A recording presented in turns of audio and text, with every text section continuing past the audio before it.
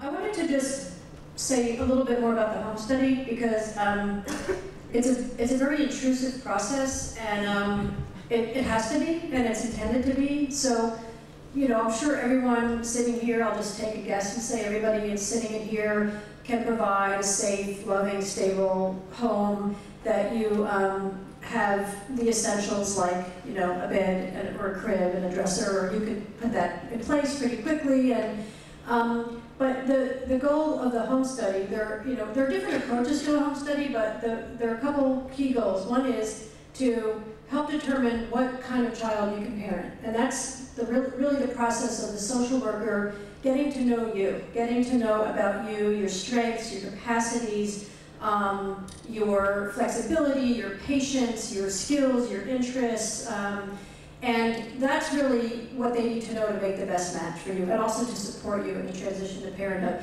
But they're also looking sort of at, you know, bricks and mortar. They're looking at, do you have fire extinguishers that work? Do you have windows that lock? Do you have, you know, a terrace that a child could accidentally fall off of? And this is just a requirement. So, and the background checks and those sorts of things that folks mentioned, it can feel like a lot, and the kinds of questions you get asked, and I'm going to ask you to maybe share an example in a minute, but it might be especially anxiety-producing for someone who's LGBT or a same-sex couple, because we usually expect that we're going to be scrutinized or held to some different standard. We just will have an expectation, even working with one of these great people you're hearing from.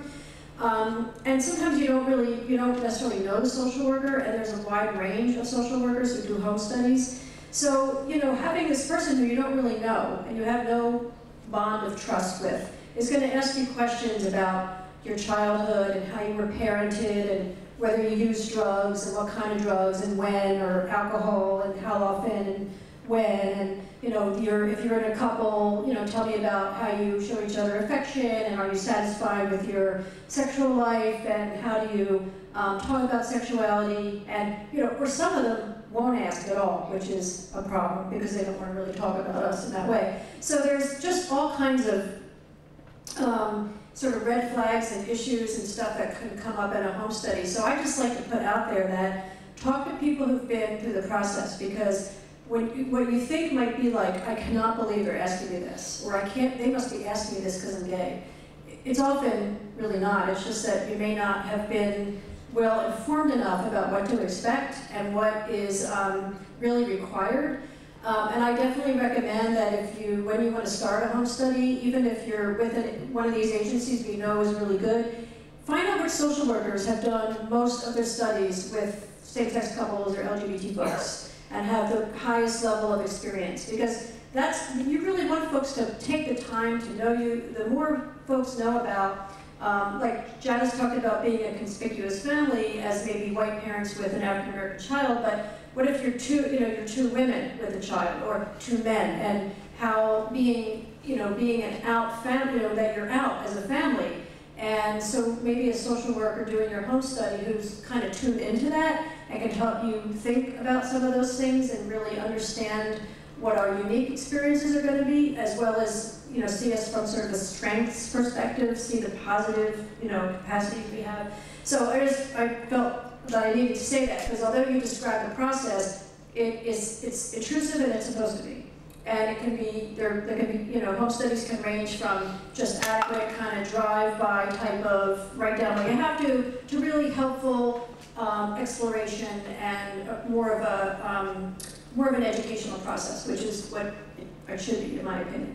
So was there anything that jumped out at you in terms of questions you were asked that surprised you, or did a social worker seem uncomfortable, or did you have a really good experience, or? We had a very good experience. Our social, in Virginia, Virginia licenses agencies who work with DC. So DC did not do our home inspection. It was a licensed agency from Virginia. The lady who did our home inspection was 65, 70 years old. She runs with Stone County. Yeah.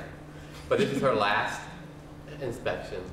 She was an older white lady. She died the next day? No, she was retiring. She was retiring.